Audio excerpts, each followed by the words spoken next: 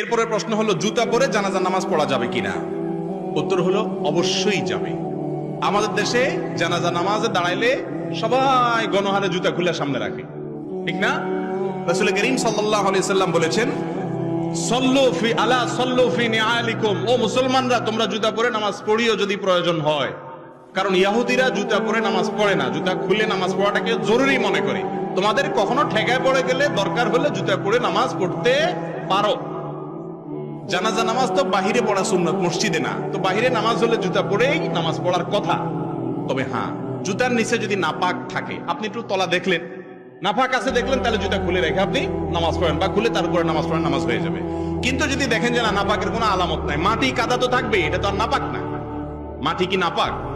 অতএব মাটি ধুলাবালি থাকলে ওইটা নিয়ে নামাজ পড়া যাবে। নাপাক দেখলে সেটা শুধু খুলে রাখবেন। আর আজকাল নাপাক কোথায়? আগে তো যেখানে সেখানে পায়খানা করতো মানুষ, এখন তো